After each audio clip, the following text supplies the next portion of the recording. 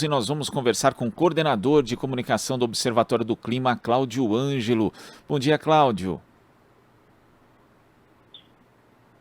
Bom dia, tudo bom? Tudo certo, Cláudio, que está lá na COP27. A gente acompanhou há pouco um trecho do discurso do presidente eleito Luiz Inácio Lula da Silva, também no evento, e ali ele defendeu uma nova governança global pautada no multilateralismo, também focada no combate à desigualdade social, à fome e às mudanças climáticas. De uma forma geral, Cláudio, como é que você viu e analisou o discurso do presidente eleito Lula na COP27? Que impacto também esse discurso teve entre os participantes do evento? Glauco, primeiramente eu peço desculpas aqui, qualquer coisa, porque a internet aqui na COP é muito instável, então estamos sujeitos aí a interrupções na chamada, tá? Mesmo no centro de imprensa, que é o lugar onde em tese ela é melhorzinha, ela tem problema. Dito isso, feita essa ressalva, o discurso do presidente Lula foi histórico em vários sentidos.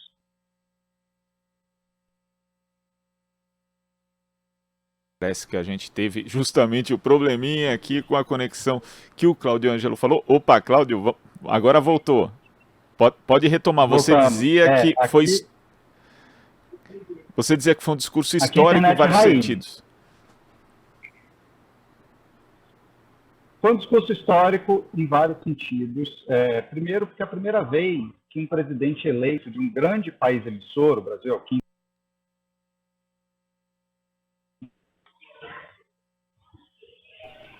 Opa, deu uma travadinha de novo. Pode continuar, Cláudio. O quinto maior cidade de Rio de Janeiro. Que um presidente eleito que não fosse de um grande vem discursar uma COP.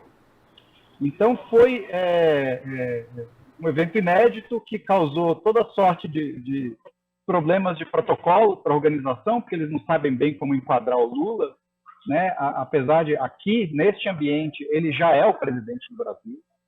As pessoas não sabem nem quem é Jair Bolsonaro aqui na COP. O Lula tem as reuniões bilaterais com um monte de chefes de Estado, o Lula conversa com o presidente do Egito, o Lula conversa com Antônio Guterres, o Lula conversa com John Kerry, enviado especial do Joe Biden para clima, conversa com os governos da Noruega, da Alemanha, dos países doadores do Brasil. Quer dizer, de fato, ele de um chefe de Estado e com uma agenda de chefe de Estado. E se a internet aqui me permitir, eu vou continuar dizendo que o discurso dele foi histórico por essa presença, e foi histórico também, Glauco, porque ele delineou um pouco. O Lula deu nesse discurso, uma fala de meia hora, ele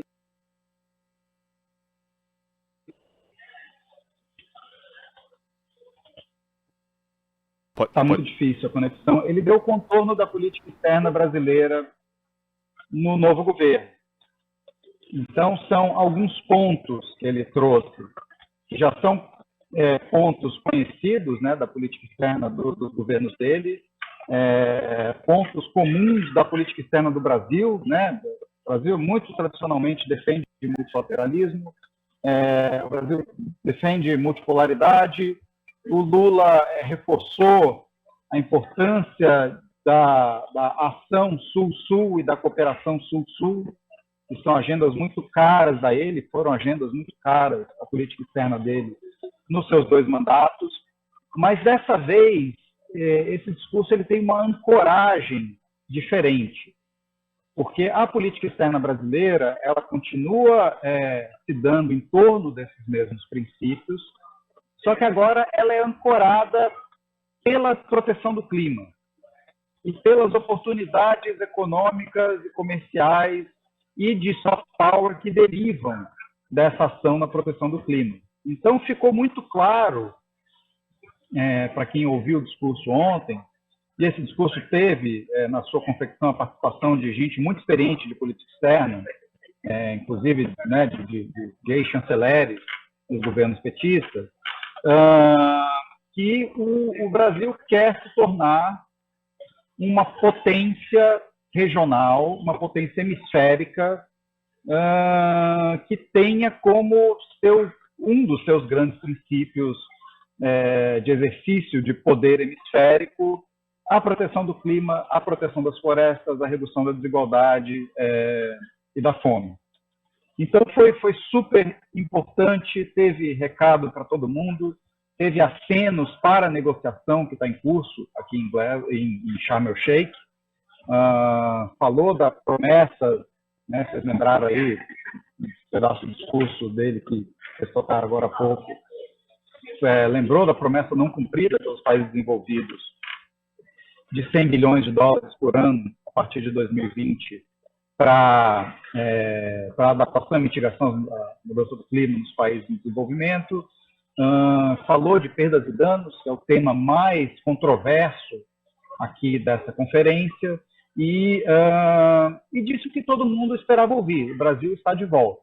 O Brasil voltou à cena internacional depois de 4 anos de isolamento, ostracismo e negacionismo. Agora, entre os recados que foram dados pelo presidente eleito, teve um trecho aqui do discurso que ele diz o seguinte, Cláudio: a emergência climática afeta a todos, embora os seus efeitos recaiam com maior intensidade sobre os mais vulneráveis. Quer dizer, ilustrando ali a questão da desigualdade climática, ainda diz que o 1% mais rico da população do planeta emite 70 toneladas de CO2 per capita ao ano, enquanto os 50% mais pobres vão emitir em média apenas 1 tonelada per capita. E nem sempre, né, as pessoas fazem essa associação de forma mais explícita, mas a luta contra as mudanças climáticas também é uma luta pela justiça social, pelo combate às desigualdades, combate à fome também, Cláudio? Não é também, é principalmente. Mudança climática é a última fronteira dos direitos humanos. Hoje em dia, num mundo que já está 1,2 graus mais quente, você não consegue ter justiça social sem combater a mudança climática. A mudança do clima é um agravador de desigualdades e é um fator de impedimento de desenvolvimento. Então, na verdade, quando a gente discute transição energética, quando a gente discute proteção do clima, todo esse debate aqui não se trata de nada mais do que salvar vidas e impedir injustiças, né? Isso ultimamente ganhou uma roupagem nova, né, que a gente chama de justiça climática, mas no fundo, todos os debates travados aqui nessa convenção são debates sobre justiça climática, são debates sobre redução de desigualdade, são debates sobre desenvolvimento e pobreza, né? Vamos lembrar que a Convenção do Clima da ONU, ela foi criada em 1992 num evento chamado Cúpula das Nações Unidas sobre Meio Ambiente e Desenvolvimento. Então, já desde a ECO 92, existe essa clareza na comunidade internacional de que a gente está tratando justamente de meio ambiente e desenvolvimento, né, e de justiça social e desigualdade. Agora, você falou também a respeito, Cláudio, da COP em uma entrevista recente ao EcoCast, como um espaço que hoje acaba dialogando menos com a realidade climática, acaba se tornando uma conversa mais restrita e pouco efetiva. Queria que você falasse sobre como se deu esse processo e também como resgatar um espaço multilateral que poderia ser tão importante. Inclusive, o presidente Lula também falou, de certa forma, desse resgate do multilateralismo como algo que pode ser fundamental justamente para o combate às mudanças climáticas. Cláudio? O que eu digo sempre, Glauco, é que os países não vêm para a Convenção do Clima, para as conferências do clima, para salvar o clima. Quem quer salvar o clima é a Greta Thunberg. Quem quer salvar o clima são os ativistas e os cientistas. Os governos vêm para as COPs para se proteger das decisões das COPs. Então, dentro de uma lógica de negociação na qual todo mundo tenta se defender de tomar um prejuízo por uma decisão tomada no fórum multilateral, uma lógica de competição onde deveria haver cooperação, mas a gente sabe que nas relações internacionais não é assim que as coisas funcionam. Dentro desse ambiente fica muito difícil você de fato, agir com o grau necessário de urgência e o grau necessário de ambição para resolver o problema. Então, a ciência está nos dizendo muito claramente que a gente precisa cortar 43% das emissões de gás de efeito estufa nos próximos 96 meses. As nossas emissões na última década tiveram o maior crescimento de toda a história da humanidade. E a gente já tinha muito claro o que deveria acontecer com a trajetória das emissões, e mesmo assim a gente continuou aumentando as nossas emissões de gás de efeito estufa.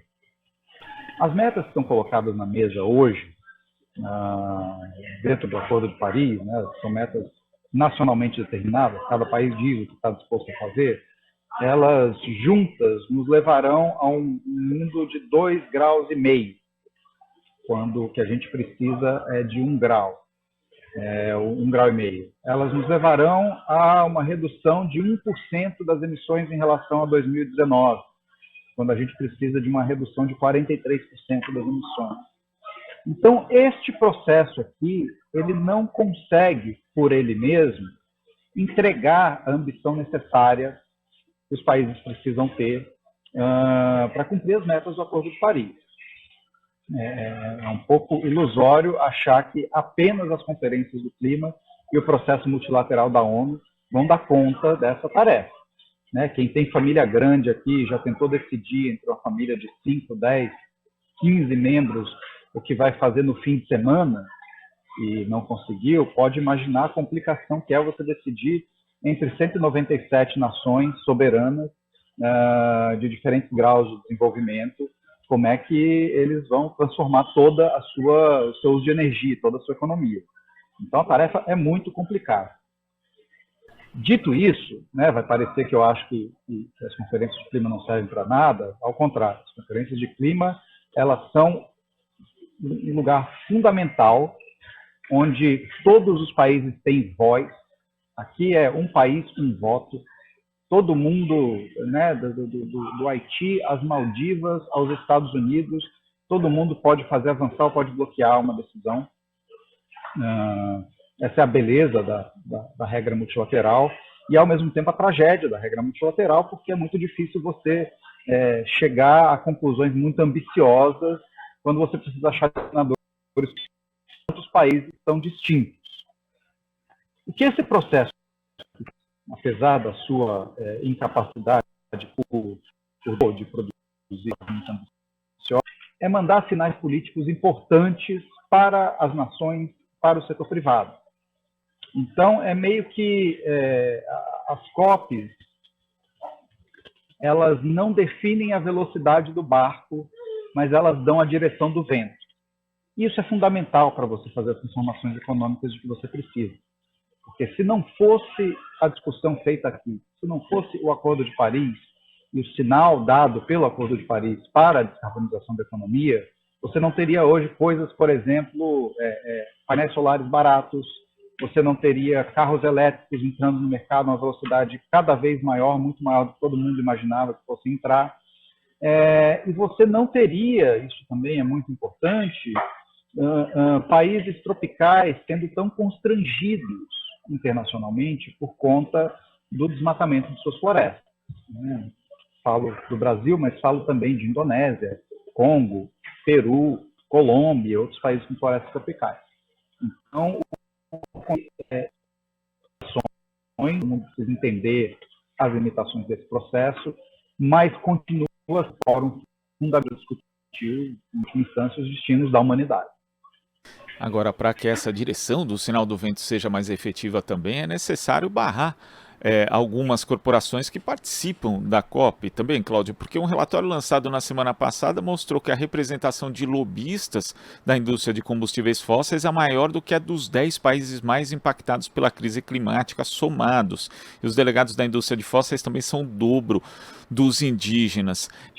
Deveria haver um banimento dessas indústrias na COP, assim como tem aí restrição imposta aos lobistas da indústria de tabaco nas agendas de saúde pública. A gente não vai ver, obviamente, essas pessoas ali que representam esse tipo de indústria que faz mal à saúde participando de conferências de saúde. Esse banimento deveria ser imposto também ao pessoal da indústria fóssil? Glauco, eu acho que não. Eu acho que o banimento deveria ser imposto à indústria fóssil. Eu acho que o que deveria acontecer com a indústria fóssil aqui é o que aconteceu com o ministro Joaquim Leite, o antiministro novo do meio ambiente do Brasil, novo, velho, né, que já tá, a gente chama ele de ex-ministro no cargo, mas é o que aconteceu com o governo Bolsonaro aqui. Eles vieram, eles montaram um pavilhão de 300 metros quadrados, mas ninguém, absolutamente ninguém, deu bola nenhuma para o que eles diziam. O pavilhão está o tempo todo às moscas. Para não dizer que ele está completamente abandonado, lá tem um café ótimo, onde a gente pode ir lá tomar um cafezinho e garantir um pouco de retorno do dinheiro dos nossos impostos, né, os brasileiros. Mas o que eu acho que tem que acontecer é que o sinal político aqui para a indústria fóssil precisa ser de uma extinção dessa atividade. É complicado você barrar pessoas de determinados setores por conta dessas regras da ONU de democracia total, né? A gente sabe que é uma democracia muito disfuncional, porque representantes da sociedade civil é muito difícil você ser um indígena e vir aqui, é muito difícil ser um ativista de periferia vir aqui para esse fórum, tudo é muito caro, tudo é muito complicado, não pode entrar em sala, e tem regras de segurança bizarras, não pode fazer protesto. E esse pessoal que tem dinheiro e opera nas sombras, de fato, tem uma facilidade que outras constituencies, né, outros grupos da sociedade não têm. Eles são, de fato, sobre-representados aqui, mas o que eu acho que precisa acontecer é os caras precisam ser deixados falando sozinhos, né? As sinalizações dos países precisam ser muito mais duras em relação ao futuro dos combustíveis fósseis do que elas têm sido até agora. Cláudio, queria agradecer a sua participação aqui no nosso Jornal Brasil Atual de hoje. Muito obrigado, até a próxima e bom trabalho aí. Obrigado, até a próxima. Desculpa a internet aqui. Opa, imagina. Conversamos aqui com o coordenador de comunicação do Observatório do Clima, Cláudio Ângelo. Você está ouvindo Jornal Brasil Atual. As notícias que os outros não dão.